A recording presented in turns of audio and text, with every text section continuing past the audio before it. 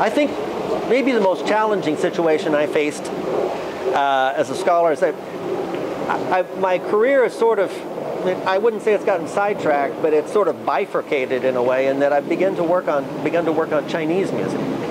I haven't given up on performance practice of Renaissance and Baroque music, but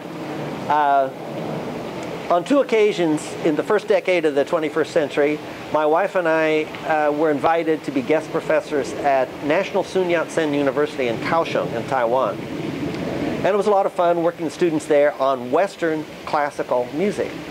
But on both occasions that I was there, I attended rehearsals of what was called the Kaohsiung Traditional Chinese Orchestra.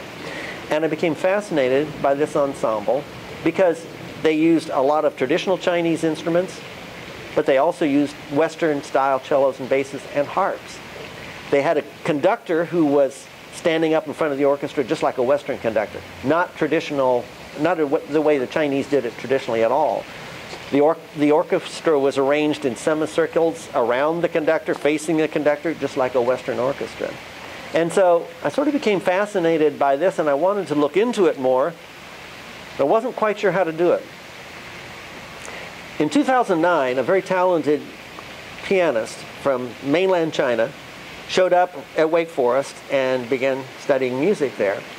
In 2011, I asked him if he would like to travel with me and go to mainland China, his home, and study instruments of the traditional Chinese orchestra, visit instrument makers, talk to orchestra conductors, talk to performers, talk to some people who had been in the field for a long time, because the traditional Chinese orchestra only goes back to the beginning of the People's Republic of China.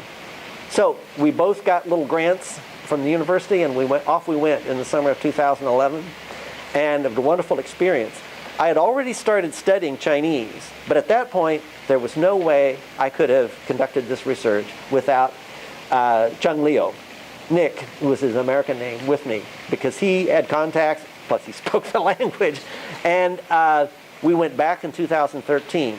I've continued to study Chinese, I've continued to work on Chinese music, and also the reception of Chinese music in Europe, which has been a very fascinating subject for me.